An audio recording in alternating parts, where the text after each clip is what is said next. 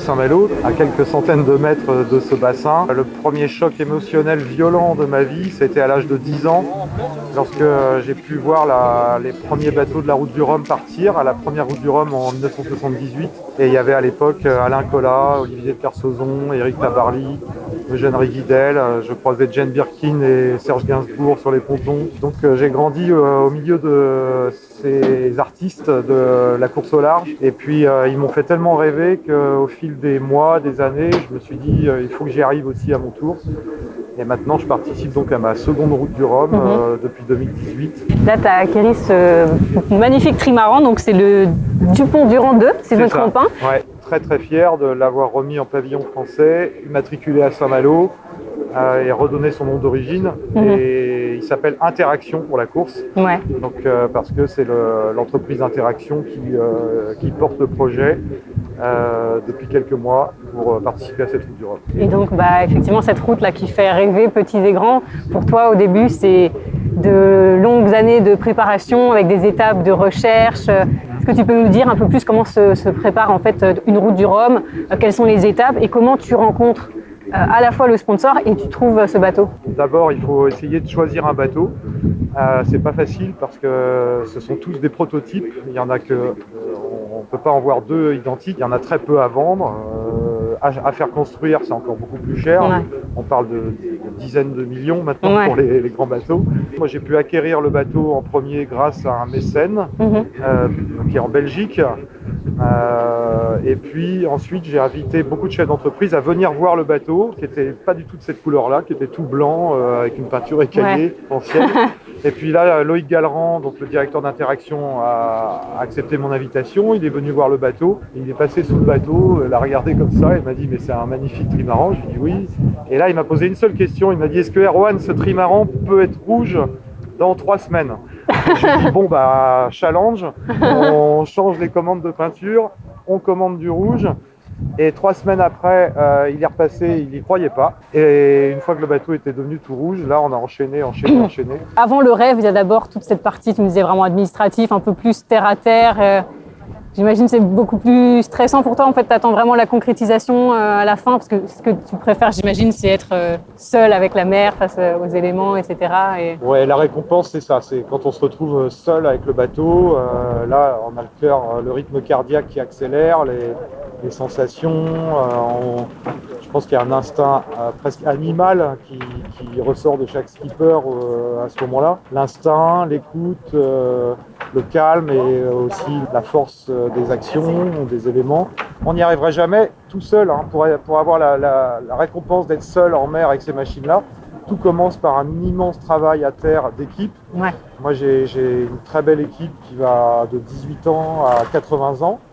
Vous êtes à peu près combien pour travailler sur le bateau? Alors, depuis le début du projet, je pense qu'il y a eu à peu près une bonne vingtaine de personnes à travailler sur le bateau, à tous les niveaux, l'électronique, l'électricité, la mécanique, le matelotage, la voilerie, le ponçage, la peinture, etc.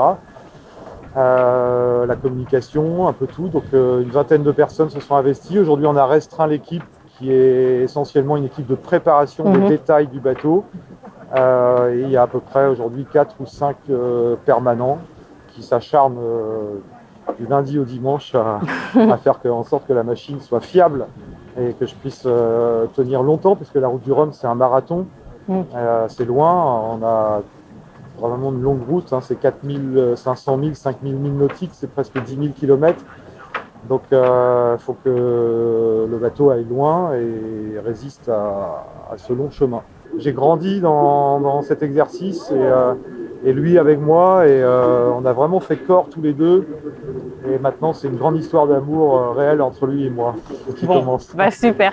Et donc finalement, pour cette dernière question, est-ce que tu peux nous en dire plus sur la destination Guadeloupe, l'itinéraire qui t'attend? Quels vont être les principaux défis de cette route du Rhum 2022? Il y a des passages à niveau. On sort par un cycle dépressionnaire. Maintenant, là, le vent qu'on a aujourd'hui, c'est un vent qui vient des États-Unis, du Canada. C'est les premières dépressions Atlantique Nord qui commencent à balayer l'Atlantique Nord. Et pour sortir de ces systèmes, il faut arriver à peu près à la latitude des Canaries. Et là, on attrape l'autre train, c'est le train des Alizés, alizé portugais et alizé atlantique, qui sont plutôt des vents portants avec un courant favorable. Donc on doit d'abord sortir des vents contraires, des courants contraires et de la température froide pour aller petit à petit vers un réchauffement doux. Plus on descend, plus ça s'oriente dans le bon sens pour finir vers les Antilles avec les alizés très portants et les poissons volants pour accompagner le trimaran. Super. Bon, bah, écoute, on te souhaite bon courage et bonne chance pour cette route du Rhum 2022. Merci. Et puis, merci on va aller faire un petit tour du bassin en Zodiac. Absolument.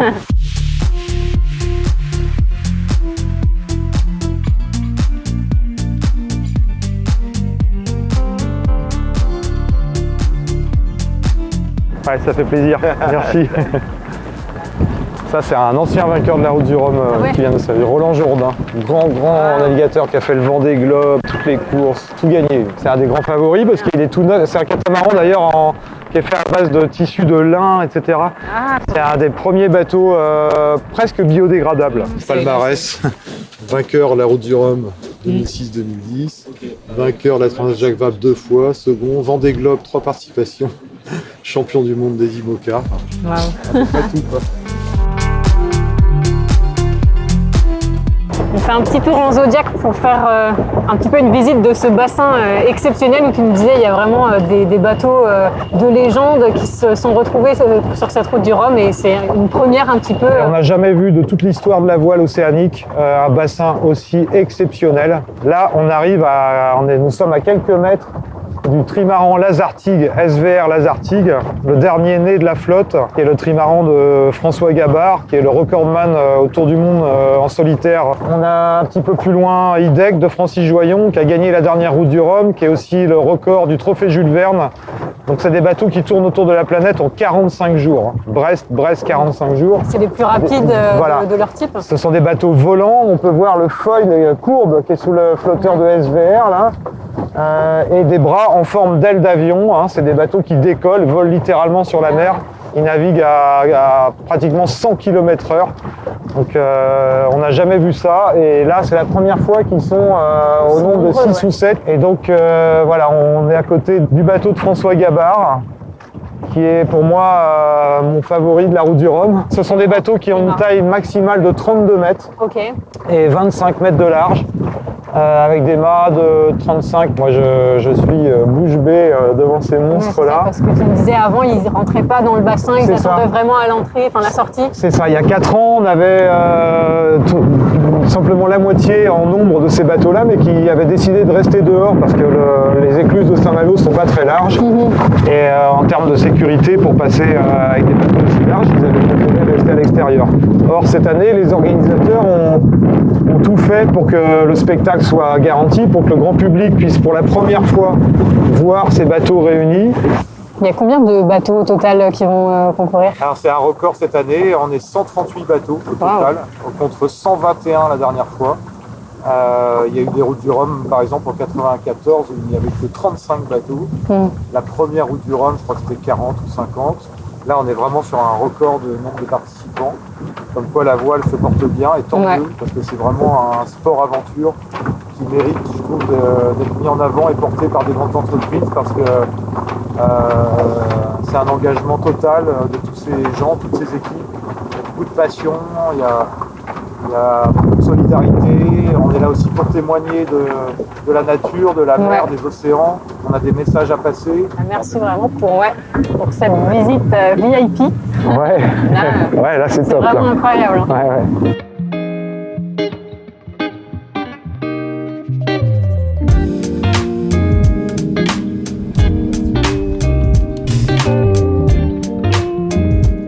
C'est pas moi qui vais parler d'Erwan, c'est un enfant que je suis passé à côté de lui hier.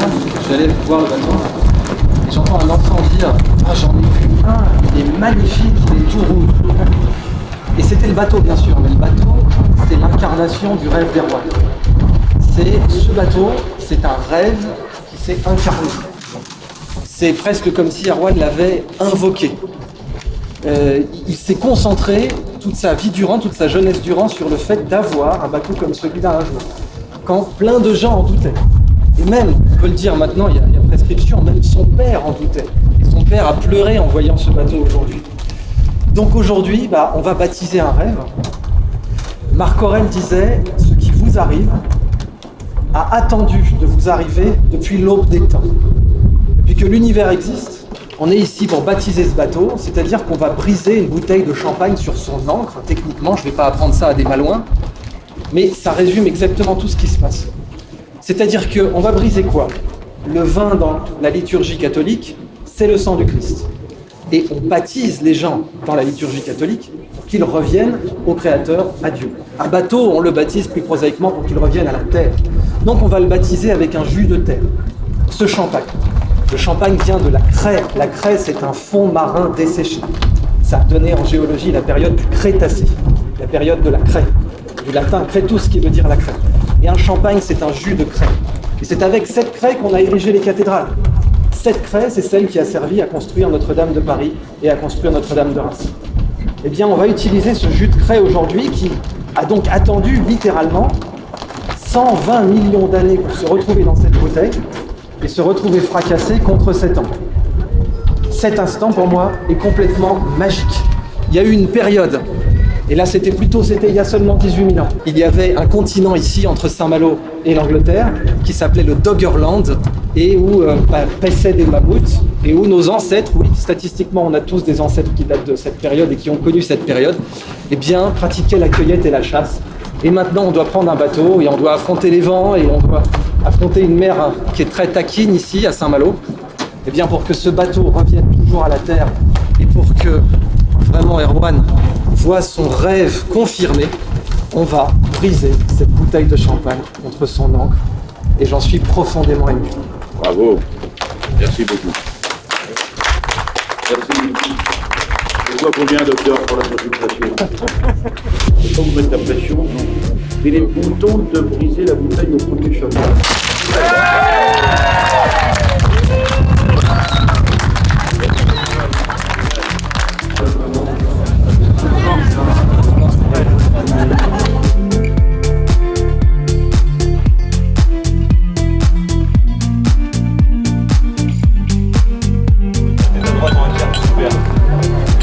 Allez, une grosse tête.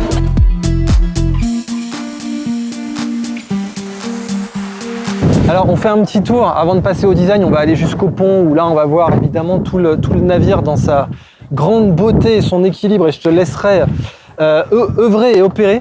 Mais sur le chemin on voit deux choses. Donc le Mael, vraiment, vous avez vu cette forme en goutte d'eau là, ça c'est une forme Naka, je crois, c'est Naka, c'est les formes d'ailes. Il y a des standards pour les formes d'ailes. Ça fait que même quand la voile est baissée, vous avez vraiment une portance, ça peut vous entraîner. Et là vous avez la dérive, et entendez ce son, je vais rapprocher le micro. Ça, c'est le composite qui chante, ça. Ça, c'est du très très beau composite avec une très belle dérive. Et évidemment, ça fait partie des performances de Formule 1 du bateau. Et puis, on va aller jusqu'à l'ancre. Regardez, c'est historique. Je vais rendre service à Erwan. Je vais lui enlever quelques tessons parce que je voudrais pas que ça lui abîme un boot. Parce que comme il expliquait, un boot un tout petit peu abîmé, ça peut le mettre dans les ennuis. Et là, vous avez encore tous les tessons parce que évidemment, l'idée, c'est que la bouteille se brise du premier coup. Donc, j'ai mis un gros coup de bouteille. Vous avez pu voir ça tout à l'heure. Mais il faut enlever au minimum tout ce qui est en contact avec les boots pour éviter que ça use les boots. Et donc on va passer sur le pont et admirer la bête. Alors Sébastien, je te suis. Alors explique-nous tout ce qu'il a de spécial, tout ce que vous avez fait de particulier dessus. Écoute Idriss, c'est un projet qui est là depuis plusieurs mois. En tout cas, c'est un trimaran, un multi-rhum dans la classe multi-rhum. Et l'esthétique globale, c'est en lien avec la charte graphique du groupe Interaction et de la marque Interaction. La couleur dominante, c'est le rouge, donc on le retrouve partout sur le bateau. Et puis après, l'esthétique en global, c'est avec des petites pointes de chrome un peu partout. Ah oui, là, petite pointe de chrome là, ouais. Ouais, c'est l'attention au détail qui est, donc c'est pas du blanc, c'est du chrome. Ouais. Tu sais que c'est vraiment un mannequin ce bateau, je l'ai vu en ville, il était sur des calendriers et tout. Ouais, ça va jusqu'à avoir la conception aussi en vue aérienne, donc de savoir comment les hélicos vont prendre le point de vue en l'image. Donc on retrouve le logo sur les trampolines. Donc tu as choisi le chrome pour que ça brille quand il y aura du soleil et tout. Ouais, et encore plus au niveau des courbes qui sont sur la coque centrale, où dès qu'il y a un rayon de soleil, on voit aussi les logos qui sont projetés sur l'eau. On l'appelle un peu le trident rouge, puisque quand on le voit en vue de haut, on voit que c'est 2-3 flèches qui vont vers l'avant. C'est un signe dans le domaine maritime et marins. Donc c'est un véritable plaisir d'avoir des aussi bons retours. Quand tu as tapé dans l'œil des enfants en général, c'est vraiment bon signe là, qu'ils étaient là. Tu sais, moi je suis un grand fan de Porco Rosso en fait, qui était un film publicitaire d'ailleurs, hein, comme quoi il y a du design. C'était un film pour Japan Airlines là, pour fêter le Tokyo Rome. Et là, il y a l'aspect communication publicité qui est tout à fait noble, c'est ce qu'on appelle des arts appliqués au fond. Voilà, au final, vous avez su dégager une émotion avec quelque chose qui est censé être un art purement appliqué de communication. Enfin, l'application de ce rouge et de ces petites pointes chromées, vraiment très très bon choix. C'est un bel ouvrage, on est très content. Le PDG Loïc Galleran, on le salue, hein. Est vraiment adore ce bateau et puis tout l'ensemble du groupe Interaction est vraiment derrière le trimaran et surtout avec la.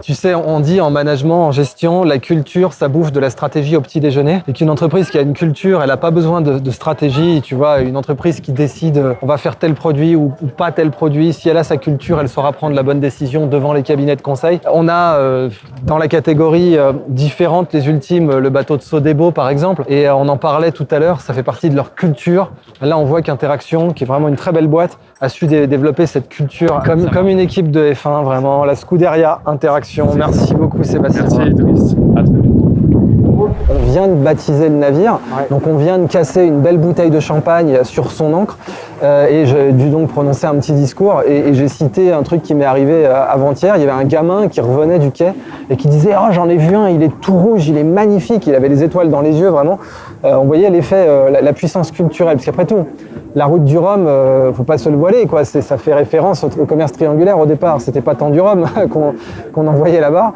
Et maintenant, c'est culturel. Maintenant, c'est une merveilleuse épreuve. Ce qu'on envoie, c'est de la culture. Ce qu'on fait, c'est des échanges culturels. Le monde entier regarde. Qu'à voir Saint-Malo en ébullition. Là, l'ambiance en période de route du Rhum, c'est vraiment très particulier. Avec des gens qui viennent des quatre coins du monde. Hier, on dînait avec un autre skipper dans une catégorie plus petite. C'est quoi? C'est les classes 40. Les classes 40, ouais. Et il était venu d'Afrique du Sud pour venir barrer un monocoque pour représenter le mouvement Safe Soil de Sadhguru et de la Fondation Isha.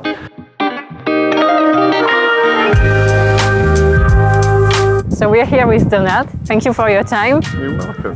And so you're gonna tell us about this beautiful boat you have. Yes. Your baby that came from South Africa. Yes. So you're on the sea, but you're racing for Safe Soil. Yes. I wanted to help save soil, and as part of the process, my village in South Africa had very bad floods, and because of soil degradation, the floods were so bad that there were apartment buildings that went down the sand dune. Wow. And complete destruction. 400 people lost their lives and 40,000 people were displaced from their homes. So I'm a great believer in the whole Save Soil movement because of how bad soils are internationally. Yeah, so we need a change, and we need a change, and we need to raise awareness about the degradation of soils so we can bring about policy change with as many governments as possible. So I'm in the race for the race, obviously, but more importantly, I'm here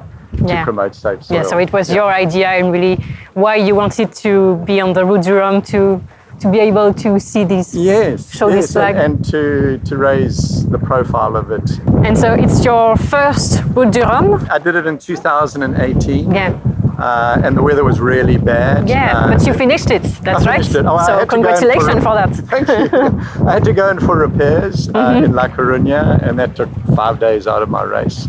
But I finished. 18 out of the 53 Class 40s retired. We hope to see you in Guadeloupe in a few You will see weeks. me in Guadeloupe. Very good support, including the whole Isha Foundation and Sadhguru, who's behind Save Soil. And I have his good wishes and blessings, and that's very powerful. We don't have a big team. I mean, Paul has been the main person, and I've had people along the way helping me as well. That just miraculously came out of nowhere. I've been amazed at how people have just appeared to help me. So a few people before, so that you can be alone on the sea. Exactly. Okay. So there's a part of me that just wants to get going. What were the lesson you learned from the first experience? Oh, that is a difficult one. Try and get more sleep and make sure I look after myself. So good nutrition. You're also vegan. I'm vegan. Yes. So good sleep, and hopefully we don't have the same conditions as last time. But if we get them, we get them. So do you think we'll see you on the next Route du Rhum? I don't think so. No? No, I don't think it's fair on my wife and family, you know, and there's just so much involved. This is occupied me Lots of since preparation. April. I would really encourage you to go on to savesoil.org and get more information about just how bad soil is internationally and what is coming down the road if we don't do something about it and if governments don't do something about it. Anyway, guys, thank you so much. Merci. Bye. Yeah. Donc en fait, moi ça me rappelle ici les joutes de chevaliers au Moyen-Âge, quoi. Ils vont pas se mettre des coups de lance, mais on voit la même chose, c'est-à-dire on voit des fanions, on voit des couleurs, genre tu portes les couleurs, c'est l'évolution de la joute médiévale, sauf qu'on s'affronte du coup sur le mode un peu de la régate, quoi, la vitesse. Mais il y a toujours ces drapeaux, ces blasons. On a le père Benoît qui est venu bénir le bateau. Donc c'est vraiment, le niveau d'excitation, c'est comme si on était transporté au Moyen-Âge, mais avec des technologies actuelles, puisque tu m'as dit, tu as fait installer une centrale inertielle dernier cri, pilote automatique, superbe et tout. Donc c'est pas n'importe quelle monture que tu as là, quoi. Non, bah on va pouvoir aller voir si tu veux. Je vais te montrer. Avec plaisir. Tout est neuf. Fun fact, les amis, les pirates ne portaient pas un cache-œil parce qu'ils étaient borgnes, mais pour garder un œil adapté à l'obscurité quand ils descendaient en cale. C'est prouvé historiquement. Bah nous, on n'a pas de cache-œil, mais l'appareil va devoir s'adapter à l'obscurité. Bienvenue dans le ventre du bateau. Et là, on voit les conditions spartiates dans lesquelles tu dors. Voilà. Donc, alors, 2 couchettes, une à bâbord. N'oublions pas les vivres pendant la route du Rhum. Hein. Tu vas manger des pâtes lustucrues à cuisson rapide pendant 2 semaines. Je te souhaite moins de 2 semaines. Ça, c'est les compartiments de nourriture. J'ai un petit frigo qui peut pas charger grand-chose.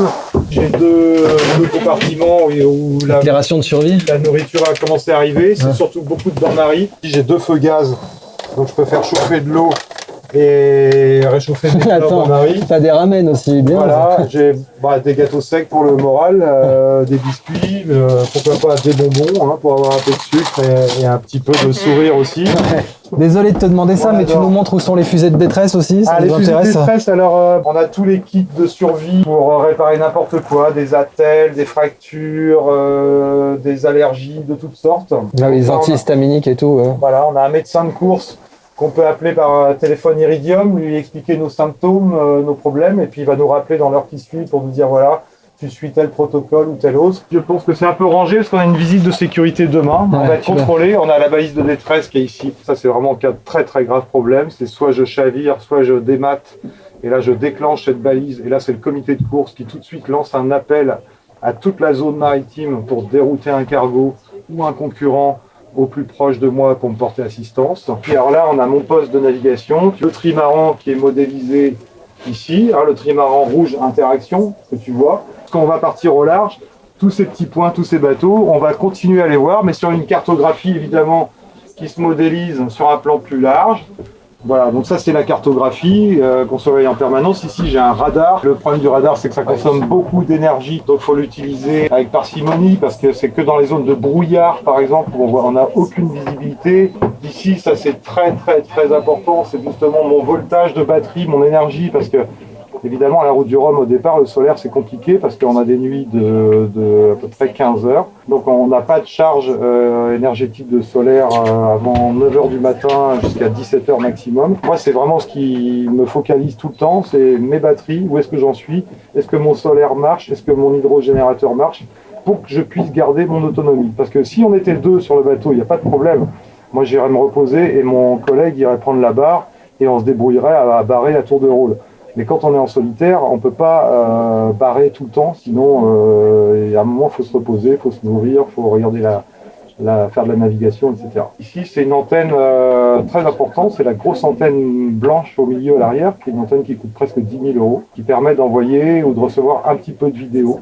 Lorsqu'on rencontre des conditions très difficiles de vent, je peux m'asseoir ici, piloter vraiment le bateau de l'intérieur, avoir ma zone de repos à côté, essayer de bien régler tout à l'extérieur pour ne pas avoir besoin de ressortir parce que c'est très physique dehors. Encore une fois, on est sous l'eau, on n'en prend pas la figure. Et donc, essayer au maximum d'être entre ce siège-là une couchette. On a un gilet avec une longe pour aller s'attacher, c'est comme de la haute montagne. Donc c'est du nylon tout ça. Voilà, si je tombe à l'eau avec mon gilet, eh bien j'ai une balise de détresse qui va prévenir le comité de course. J'ai un élément qui va se gonfler automatiquement aussi pour m'aider à rester à la surface. Voilà la balise de détresse, balise AIS. Donc tout ça c'est la sécurité obligatoire, longe, harnais, enfin, voilà à peu près. Et donc tu vas dormir sur laquelle toi? Alors, celle-là? Celle-là ou celle qui est derrière toi, j'ai pas toujours la place d'avoir les deux, mais là on va se débrouiller pour bien ranger le bateau, plutôt côté sous le vent, quand le bateau est à grande vitesse. Mais c'est très impressionnant, parce que d'ailleurs les deux hublots qu'on voit derrière moi, là,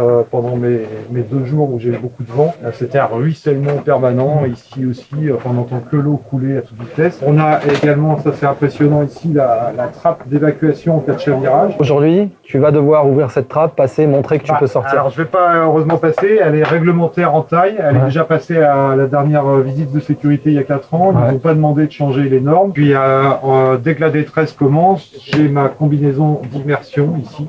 Alors pour ça on a fait des stages pour faire la route du Rhum, on passe des stages de survie en mer, percussion des fusées, exercice de nage avec cette combinaison. Avec les requins, ça? Genre, quand ils font le stage, ils te disent évitez les rêves. Qu'est-ce que vous devez faire en cas d'attaque de requins? Moi je navigue aussi par passion, vraiment d'aller rencontrer tous ces animaux magnifiques.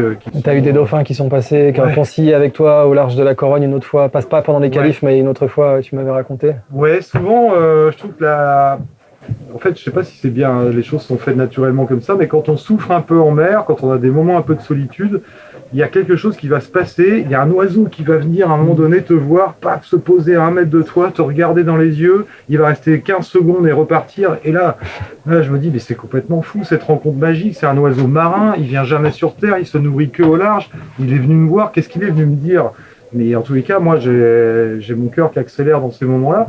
Et puis surtout, je me dis, bah voilà, Erwan, c'est pour ça que tu es venu en mer. C'est parce que eux, ils viennent te dire, viens nous rendre visite, regarde-nous, passe le témoignage, je sais pas, fais quelque chose. Là, on est en train de faire l'interview, il y a plein de gens qui visitent, il y a les gamins et tout, ça crée de l'enthousiasme. Mais dans quelques semaines, c'est les rafales et c'est les bourrasques et c'est les embruns qui vont taper sur la coque.